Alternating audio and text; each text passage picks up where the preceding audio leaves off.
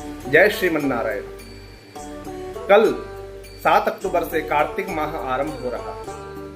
यह कार्तिक माह भगवान श्रीमन नारायण के प्रति समर्पित है। स्कंद पुराण के वैष्णव खंड में कहा गया है, मासानाम कार्तिको श्रेष्ठः देवानाम मधुसूदनः।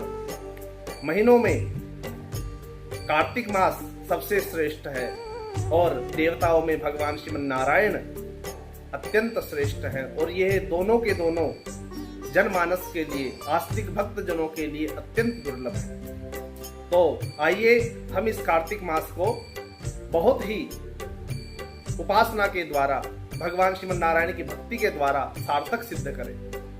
तो इसमें क्या किया जा सकता है? महाभारत में पंचरत्न कहे गए हैं। गीतावाद्याद्य भावे च मम नाम सहस्रकम स्तवराजं तथा पुत्र गजेन्द्रस्य च मोक्षणम् अनुस्मृतिश्च गीता च स्तवनं पंचधा मतम् पंचस्तवम महाभाग मम प्रीतिकरम परम। जो भगवत गीता है उसका पारायण, भीष्म जी के द्वारा जो भगवान की स्तुति गई है, भीष्म स्तवराज, गजेंद्र मोक्ष, अनुस्मृति और विष्णु सहस्त्रनाम, ये महाभारत के जो पंचरत्न हैं भगवान श्रीमन नारायण को अत्यंत प्रिय है।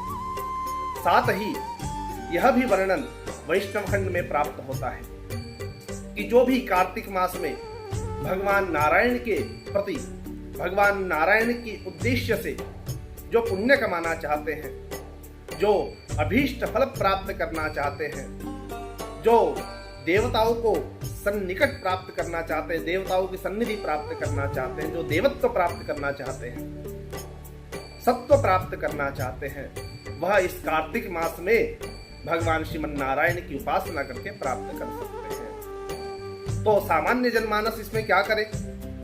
उसके लिए नित्य प्रति ब्रह्म मुहूर्त में उठकर शीघ्र स्नान कर भगवान श्रीमन नारायण को भक्ति के द्वारा प्रसन्न करना चाहिए।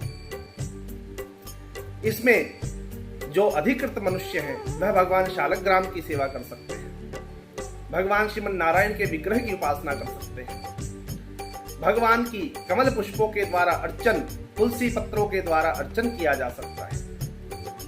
भगवान की जो स्तुतियां पुराणों में जो कही गई हैं, वेदों में जो कही गई हैं, उनका पठन पाठन किया जा सकता है।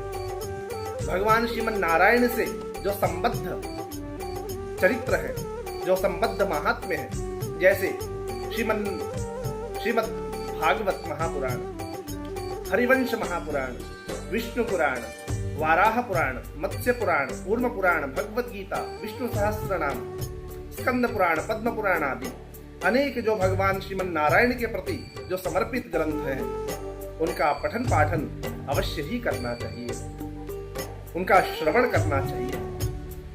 यह श्रवण मात्र भी भगवान श्रीमन नारायण की कृपा से मंगल करने वाला है। आस्तिक भक्तों को इस कार्तिक महीने को व्यर्थ नहीं करना चाहिए।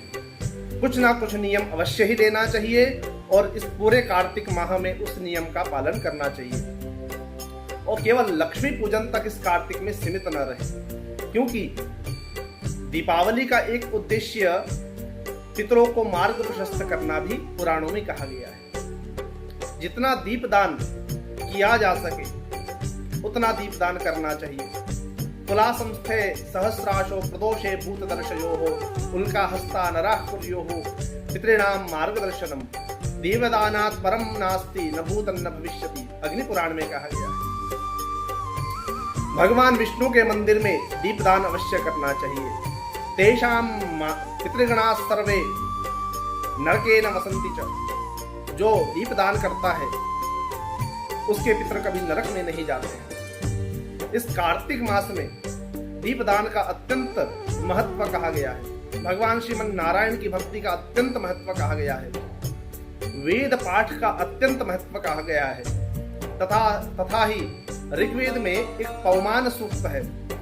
दाक्षिणात्य पद्धति में उस पवमान सूक्त का भी इस कार्तिक महीने में बहुत पारायण किया जाता है। यह भी एक प्रायश्चित के लिए अत्यंत सिद्ध होता है। तो जो भी आस्तिक व्यक्ति है वह कुछ ना कुछ नियम का पालन अवश्य करे और भगवान श्रीमन नारायण की भक्ति को अपने हृदय में धारण करें। जो अधिकृत व्यक्ति हैं वह स्वयं इन प्रयोगों को करके पुण्य के पात्र बने, तथा जो अधिकृत नहीं है वह अपने पुरोहितों के द्वारा इस पुण्य कार्य को करवाकर पुण्य के भागी बने। जय श्रीमन्नारायण।